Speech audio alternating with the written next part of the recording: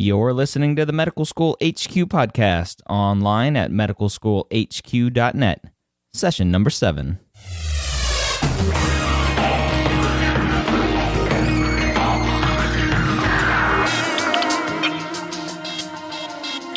Hello, and welcome back to another episode here at the Medical School HQ podcast.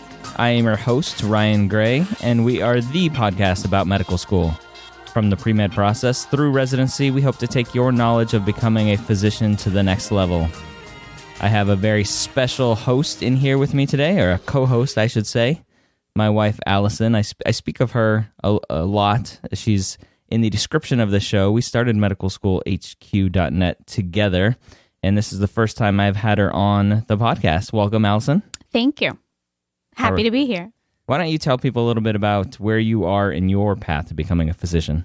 Sure. I am currently a neurology resident in my last year of residency. I'm at the Partners Neurology Program, which is a combined program through Harvard at MGH and Brigham and Women's Hospital. All right. So your path to becoming a physician, I said you are a physician. I am. As am I. All right. Today, we got an email from somebody that visited the site and was generous enough to send us a pretty long and detailed email that we wanted to share with you guys. And we came up with a response to her email that we wanted to share with everybody because I think it's a valuable a lesson for everybody. So I'm going to read the email. I'm not going to give you a name or anything, but it's from a high school senior. She started off, I'll brag a little bit. She said, First of all, I enjoyed reading the stories and advice given on this website. I just found out about this website today and I just had to email you. My dream has always been to become a doctor. My few gifts are having compassion, patience, and I overall care for the well-being of others. Not to mention, I love science, especially biology and physiology. She goes on to talk about how she's a minority living in a disadvantaged neighborhood. She's faced many obstacles in life, including some troubles with her parents. And because of that, she's struggled a little bit in school. She's managed to maintain a 3.7 GPA in high school, which is great. She says she is not gifted academic-wise, but she has always given it her best. She has been put down many times when talking to others about her dream of becoming a physician. She says because of where she comes from and the fact that she is not an outstanding overachiever like others, some of her other classmates. She does say she has enthusiasm for health, science, and the well-being of others, and that will help get her through college and hopefully through medical school. And her question is, what qualities are essential to have in order to get through medical school? Do you really have to be academically gifted and grow up in an advantaged family? She says, thank you very much, and I hope to hear from you soon. So, in response to those questions, we came up with a list of about 10 or so qualities that would help you through medical school, help you through undergraduate as well, I think, and even through residency and beyond. So, in no particular order, we have a list. And the first thing that we have is discipline. Allison, why do we put down discipline? So, in order to be a medical student and a doctor, I think discipline is something that is definitely a requirement. And I think it's something that anyone can have. Teaching yourself discipline, that can come from your own motivation. It can come from your parents, your teachers. But at the end of the day, as a medical student and as a physician, you're basically agreeing to become a lifelong learner. And you need discipline to be able to study, really, and keep studying. You study in the classroom and you keep studying as you go.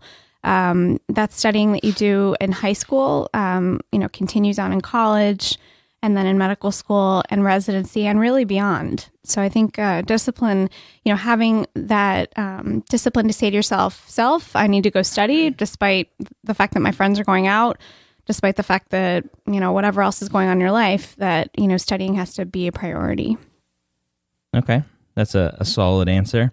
I would agree that you definitely need the discipline. Studying all the time is something that is necessary, a necessary evil. You can't give in to the peer pressure of friends going out to party and you have a test next week. There's always something to study.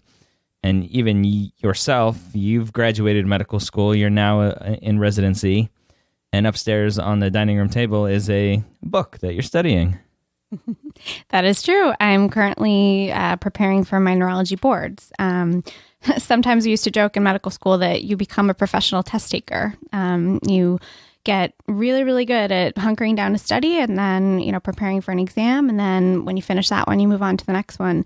And, I actually am one of those weird people that like studying, but I think that, medicine is a different career than a lot of others. There's a reason that people have to recertify every 10 years. Medicine changes as science evolves and as we learn more about the body. And what, all the different diseases and afflictions that people get. So, hunkering down to study, it's about being able to learn what you need to know on an ongoing basis over the years so that you can serve the patients that you're taking care of. All right. Number 2 on the list, persistence/drive. Right. So, this falls in line a little bit with the first one. But I think, a medical school is a long road. The journey to become a doctor is a long road. And the journey, as a physician is a long road going forward. I think you have to have the drive to, keep pushing yourself even when, it gets hard, even when maybe a certain test didn't go well. Knowing that you're also investing a lot, you're investing a lot, whether it's your own money, whether you've taken out loans, devoting yourself to this school and this profession, it's a big investment. And, I think you have to be able to pick yourself up, after each, problem that you may encounter in medical school. And, just like in every phase of your life, I think there are hurdles that you have to surmount. And part of being, successful as a medical student is being able to, just pick yourself right back up when something doesn't go well and just move on to the next task. And maybe you'll be one of those people who flies through medical school without any problems. And that's great. But along the way to becoming a doctor, no matter how smart you are, where you come from, who you are, you will always, I'm sure, we've seen it in friends and ourselves, you'll have things you run into and you need to be able to just pick yourself up and get over that next hurdle each time. So drive and persistence is really, really important. So the old cliche, it's not how you fall, it's how you pick yourself back up. I like it. All right. That is good. Number 3 on the list, humility. So this is a big one. I think, Ryan and I have both run into people throughout our lives in all phases, but you run into people in medical school who really think that they're the best thing since sliced bread or whatever that expression is. I think that humility is an extremely important quality, and it's not necessarily something you teach or that you can learn, but I think it's something that you need to try to learn if you're not someone who is humble. As you progress through medical school and as a physician, what you learn is that it's extremely important to be a good team player. You'll work with a lot of different healthcare providers, including nurses, technicians, therapists of different kinds, and then your own peers and colleagues of different levels. And it's extremely important that you remember that you have a lot to bring to the table because you have spent those hours studying, you have really devoted yourself and you know a lot, but you always have to remember that there's always more to know. And the minute that I always tell my patients this too, I say the minute that you meet a physician who tells you, that they know all there is to know about a subject, that's the time to move on to a different person, a different physician. Because like I said earlier, being a physician is about being a lifelong learner, and you need to always know that there are people around you and in the world who probably know more than you. So it's really important to just, be the best that you can be and challenge yourself to be the best, the most knowledgeable, but have the humility to realize that there are a lot of other people around you that also have skills and knowledge. I think that's one of the biggest things that I've learned over time is that it's impossible to know everything, and you have to rely on other people. And sometimes that's hard for some people going into the medical field. They want to be physicians because they want to be the person that knows it all and does it all and is the go-to person for all the answers. But in the end, there just is too much to know all by yourself, and that's why you rely on others and work as a team. And that was number 4, was team player. And you kind of hit on that a little bit with that last one. I don't know, is there anything else you want to say about being a team player? I think just, really honing that skill, that actually especially comes into play when you're a medical student, in the clinical years. When you're on rounds, a resident really, and I can tell you this now as a resident, residents look for medical students who are willing to just be a team player. You may not always have the most, amazing, fun task in front of you when you come in, for work or, school as you have it be every day, in your clinical years. But being able to be someone who will just, participate and do whatever it takes to help out with patient care, whether it's, grabbing a chart, whether it's, calling another hospital to get records, it may not be, I'm not sure what the word is I'm looking for. It may not be the most glorious task in the world, but it's part of helping. And that team, that being part of a team really is pervasive throughout medicine. You can't accomplish anything, anymore without a team. You rely on nurses and occupational therapists, physical therapists, MRI technicians. I mean, we all work together to make patient care the best that it can be. So it's just honing that skill as a medical student, even before you get into medical school, whether you're working in a study group, it's just a really good quality to have. The term is scut work. If you, the listener, have not heard that term yet, you will hear it. It's a term it's thrown around a lot when you're working in the hospital, working on the floors, and a resident, if you're a medical student, a resident asks you to go grab a chart somewhere or go just do the most minuscule task, and you're like, I didn't go to medical school to do this. But you did, because being a physician doesn't only mean that you're doing patient care 100% of the time. There's so much more involved, as Allison was just talking about. And there's obviously a line. If a resident asks you to go get his or her dry cleaning because they're busy, then obviously there's a line, and that's a little facetious, but in the end, there is a line, and just use your judgment. The smallest things can help a resident out in the biggest ways, so don't think anything's beneath you. So, number 5, we have bright. Now, I'm assuming you mean bright as in smart, not bright as in shiny. I do. Okay. And I think, the young woman who sent us that really moving email, she was asking, do you have to be academically gifted? So I don't think that, you have to be your valedictorian, the valedictorian of your high school. You don't have to be, the smartest person in your class. No, I think that to succeed as a medical student and as a physician, you do need to be a smart person. And it's hard to really say what does that mean? Is that numerical? No, I mean, it's hard to quantify what does smart mean. I think, you can look at your grades, your GPA, and say, okay, the woman who wrote us that email, a 3.7, that's a fantastic GPA. You need to be someone who, has done well in school. And the reason I say that is because medical school only gets harder, and residency after that. You're always going to be trying to learn as much as you can all the time to take the best care of your patients. So you need to be someone who, knows how to study, knows, how to be successful in an academic environment. Once you're done, with residency, you don't have to stay in an academic environment. You can go into private practice. You can, do a whole myriad of different things with your degree, whether it's an MD or a DO. But I think that, you definitely do need to be a bright or smart person. It's sort of goes along with the territory. And that's not necessarily specific to being a doctor. I would say, if you're going out there to find a lawyer, you're probably going to want a smart lawyer to win your case for you. So that's, another quality that you need as a physician as well. Part of being bright, some might interpret that as knowing everything. And that kind of goes back to what I was saying earlier, is that it's impossible to know everything. So part of being bright is knowing how to know your limits and knowing what you need to look up, knowing what you need to ask help with. That goes along with being bright as well. Absolutely. Using your resources is a huge part of being bright. Knowing your own limitations, I think, as you said it perfectly. All right. Number 6, moving right along, adaptable.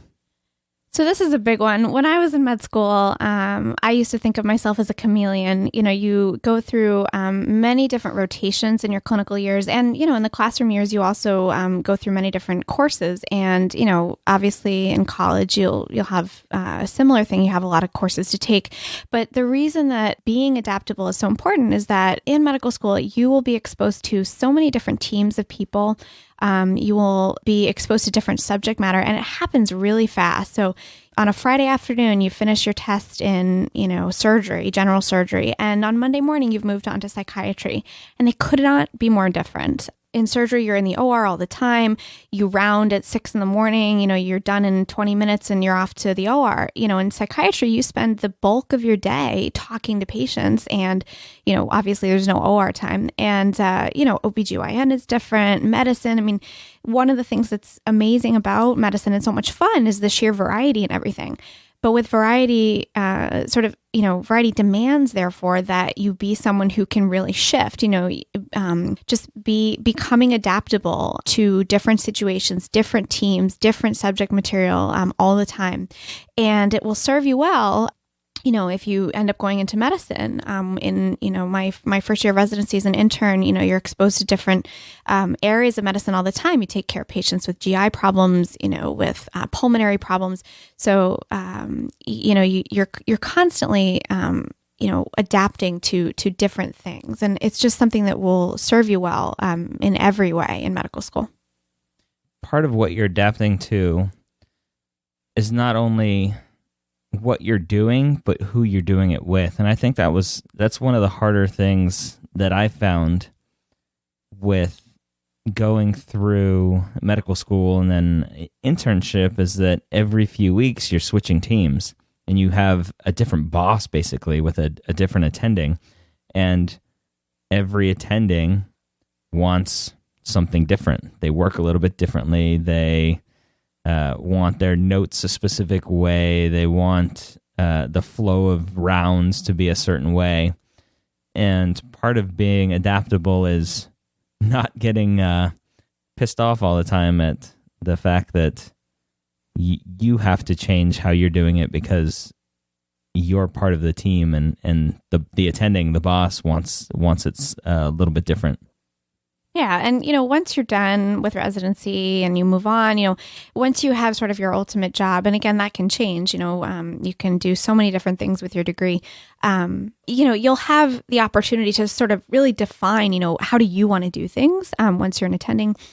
But as, you progress through medical school as a student and then on as an intern and resident, you will be subjected to so many different switches, constant team changing. It's really part of the culture of medicine now, with all the handoffs that occur, really because of duty hour regulations. And, that's a conversation for another day. But a lot of that, it doesn't stem from, a desire for anyone to trip you up or make things harder for you. It's part of the culture of medicine now. So, being able to just go with the flow and just, adapt, you'll have a new set of patients, that'll change as well. So change is just part of it. And it really is fun. It's, I'm kind of a variety junkie. I love change and just different aspects of life. And I think a lot of physicians enjoy that as well. And in medical school, you'll get a whole lot of it. So being adaptable is it's a great thing to, honestly, it's a great sort of human quality just in life, but I think it'll serve you really well as a medical student.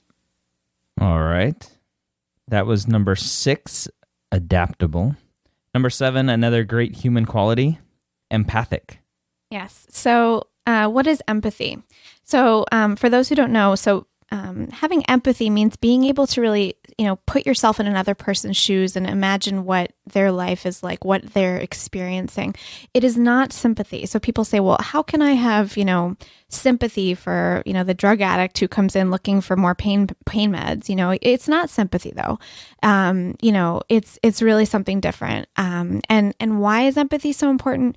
So you're going to, as a medical student and also as a resident and beyond, you'll be taking care of patients of all walks of life, poor, rich, minorities, you'll take care of people from different countries, from the United States who speak all different languages.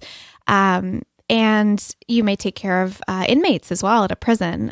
There was a prison at our medical school, and a lot of, inmates have to be taken care of if they get sick enough to be in an emergency department or hospital. So my point is, you'll take care of so many different kinds of people, and you need, even if you come from the absolute opposite background of someone, you really, to provide the best care that you can for that person, you need to be able to say, gosh, this must really be awful what they're going through, and really put yourself in their place. It's something that I don't know that you can teach, and they certainly do try to teach it in medical school. In one of our classes, they teach about empathy and how important it is, and it really is not a cliche. It really is, a foundation, one of the key things to being a good physician and a good medical student.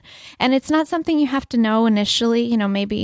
Maybe you have come from a privileged background and, you haven't had a lot of troubles. Maybe you haven't. Maybe you've been through a terrible, ordeal in your life and you know what it's like to suffer, through different things. But no matter what, it's so important to be able to just separate yourself and say, gee, if I was that person, if I was in their situation, how awful, or how, what must this be like? I can't echo that enough. I think you said it well. It is of the utmost importance that your biases, your judgments have no place in the patient room and the bedside.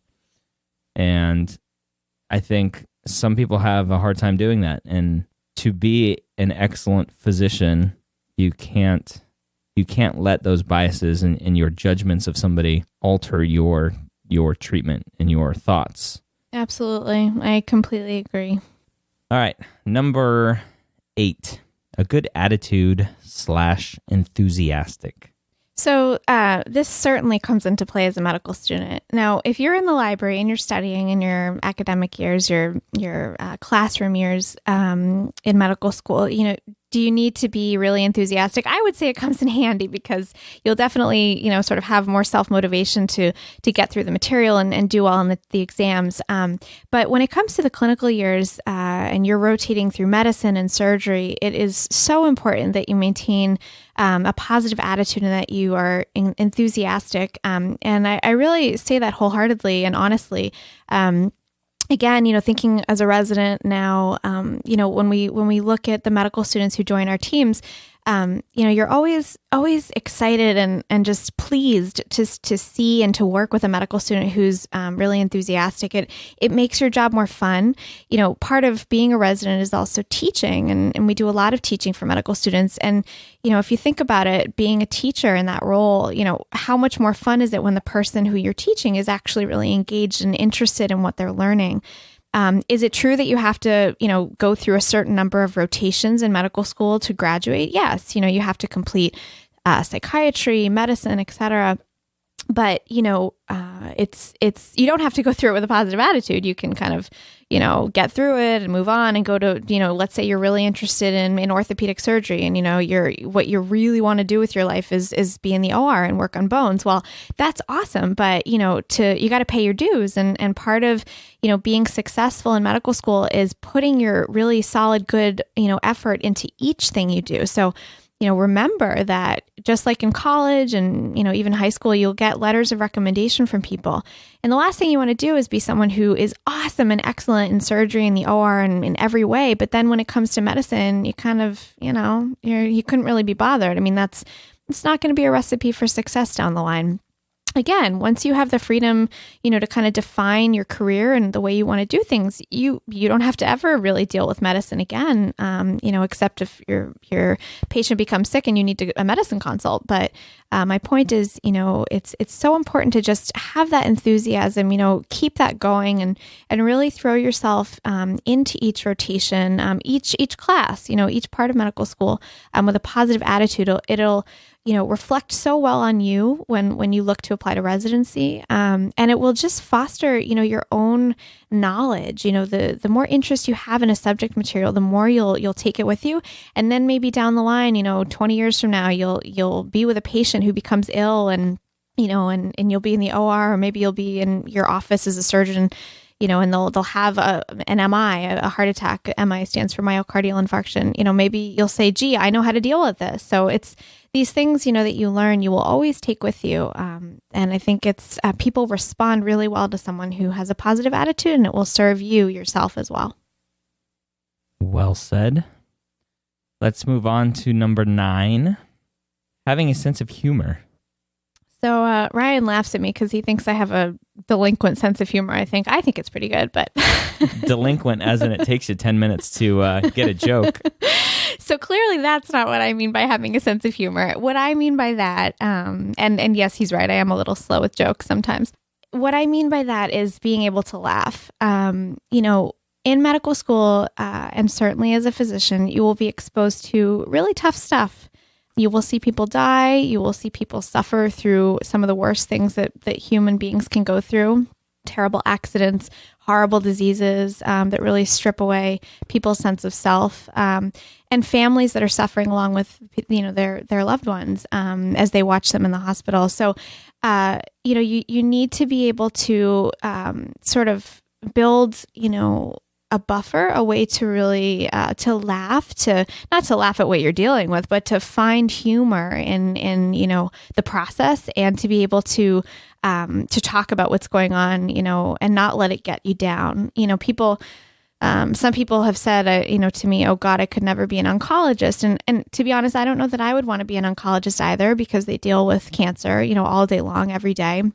But even oncologists, many oncologists I know have some of the best sense of humors, because they just really they know how to live their lives and be present to the fun, the humor, the things in life that make you laugh. And it's really important, honestly, as you go through medical school, dealing with your emotions is something that's really not taught in medical school. And it's something that is not really focused on in residency much at all. But you think, well, gee, isn't that ironic? Because you're dealing with some of the toughest stuff, and wouldn't you want a forum to be able to talk about how difficult some of this stuff is? But it's not always really there. And so I think, it's something that as you think about going into medical school, and if you're a medical student now, it's just really important to be able to laugh, to find the humor in things, even if you are slow with getting jokes. I think that I completely agree with number 9 here. And we're talking about the 10 traits of being a good medical student. Number 9, have a sense of humor. My father died when I was 17. And so death kind of is different for me. And I have always been pretty good about getting patients to laugh with me in the room, whether we're talking about cancer or any kind of disease, whatever we're talking about. It's just my personality to get them to laugh, because I like to laugh too. And laughter, many people will tell you, is a form of healing. And I'm not trying to tell you that you need to go and feign laughter with somebody, but if you are good at it, don't hide it. You'd be surprised at the different kinds of situations that you could be in, and a patient is willing to sit there and laugh with you, even if they're crying at the same time. So that was number 9. Number 10, and the last trait of being a good medical student is confidence. So confidence is very important. And if you think about it, when you go as any person, if you think about going to the doctor, you would, I imagine, want someone who really knows what they're doing. That's, if you go to a good stockbroker, a good lawyer, a good doctor, all of these things, you want someone who's going to take the best care of you. So with that comes a responsibility. It's an enormous responsibility to take care of another human being, and you need to be able to develop your own confidence around that. And that doesn't mean being arrogant. And this is something, again, I can't echo enough. You'll meet a lot of arrogance as you go through your life, or arrogance comes in all varieties. But people, sometimes people say, well, gee, don't you need to be a little arrogant to be a really good surgeon, to put somebody under the knife? And maybe you do. Maybe you need a little arrogance. But what I would say is don't confuse confidence with arrogance, because the last thing that a patient wants when they go into a doctor's office is to really be condescended to and to be made, to feel like someone that's lower. I've had so many patients tell me, just how disappointed they were in a certain visit or a certain, at another hospital. And I'm certainly not tooting my own horn. I just to say that, you'll see people who seem to really think that, again, they're the best thing since sliced bread. And it goes back to, what we were talking about at the beginning. You want to be able to develop confidence to know that, gee, I know how to do this. I know how to take care of this person, and I'm going to exude that. I'm really going to express that, to this patient to make them feel like they're safe and in safe hands. But to a fault, because again, if, overconfidence leads to arrogance, and arrogance leads to mistakes, because when you think you know everything, it's when, you've really lost your way.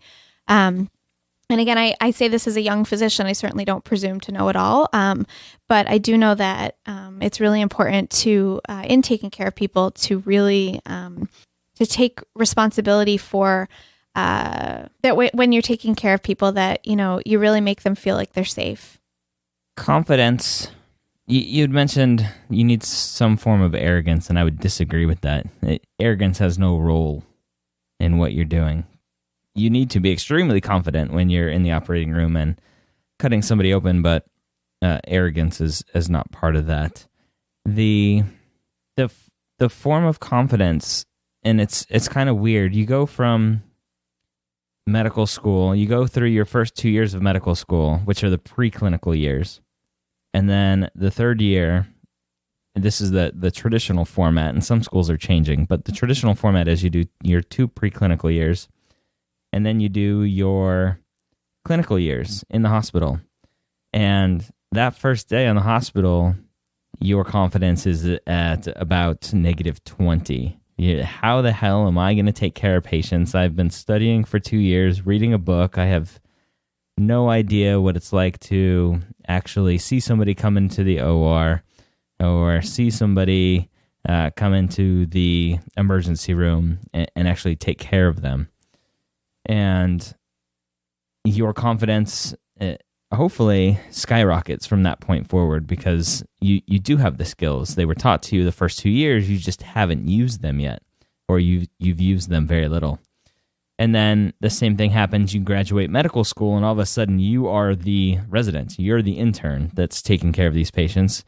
You no longer have that buffer, and your confidence is right around -20 again, and very quickly you realize that your medical school actually knew what they were doing and taught you very well, and your confidence does grow from there. So confidence is hugely important, not only in your ability to continue through the day, but it shows when you talk to your patients, the confidence that you have in your diagnosis, in your treatment plan. What do they say? A dog can smell fear on you. A patient can smell lack of confidence in what you're talking about. And so you need to be able to portray that confidence when you're talking to your patients.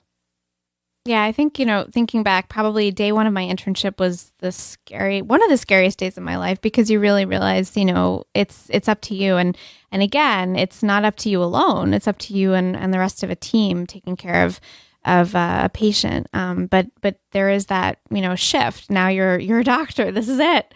And I remember being terrified, but then, like you said, Ryan, having that realization that, you do know what you're doing, and you just need to apply what you know and work at it. And with every year, in your training as a medical student, and then in your postgraduate training as a resident, that confidence, builds.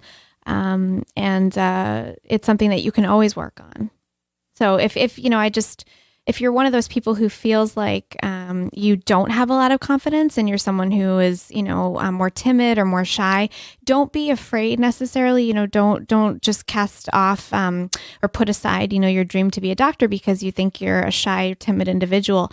Some of, my friends in medical school probably would describe themselves as quite, introverted or quite shy. And I know that they're going on and doing wonderful things now as pediatricians, having just finished their residency last year. So, there are all kinds of people. Doctors are people, right? So they'll come in all different shapes and sizes and levels of confidence and not. But I think the point we're trying to make is that, having confidence and building that confidence is something that is really important as a medical student and beyond as a physician. All right. Well, folks, that's the 10 traits to be. What about the freebie? What's the freebie? Well, if you want just one more just for fun is a number 11, I think it's you got to be able to deal with blood and guts. Oh. So, and again, if you're someone who faints, at the sight of blood, you might want to reconsider if you're thinking seriously about being a doctor. That said, you can definitely get over fears like that. But I think it's something that you will definitely see. Just know that, if you're thinking about medical school and being a doctor, you'll definitely be exposed to blood and other assorted bodily fluids. And, you don't have to spend your life, dealing with that. I mean, if you go into psychiatry, other fields in medicine, you don't necessarily have to deal with any of it on a daily basis. But certainly on the road to becoming a doctor as a medical student, you'll be in the gross anatomy lab. You'll, deal with, you may participate in an autopsy. There'll be definite times. And then certainly on the wards when, you may be collecting blood yourself. You may be doing different procedures of different kinds, and you're taking care of sick people. So you'll see a lot of that not pretty stuff. And if you're someone who is really not looking for that, you might want to think about it. But really, it's not that bad. So there's a very fun test out there. It's called the goo tolerance index. The foolproof method for choosing a medical specialty. I'll link to that in the show notes, which you can find at medicalschoolhq.net/session7 for all the show notes and a link to that, the goo tolerance index. And it's you answer a couple questions, and then based on your score, it tells you what kind of specialties you might be good at. But if you can't handle blood or guts at all, then that's not good, because you need it to get through medical school before you get to a very dry specialty like psychiatry. Dry as in no blood and guts, not dry, the other dry. Anyway, that's it for today's show. I want to thank my lovely wife, Allison, for joining me on today's podcast. Thank you for having me. I had a great time. I hope you, the listener, got something valuable out of today's information. I want to thank the individual that sent us the email, a very personal email. I appreciate it. If you have a question, you can give us a call at 617-410-6747 and leave us a voicemail, which we can play here on the podcast. Or you can just shoot us an email through the website itself at medicalschoolhq.net. All of the 10 traits plus our little bonus trait, we'll have a list in the show notes at medicalschoolhq.net/session7. Until the next time, I hope you enjoy your path to becoming a physician.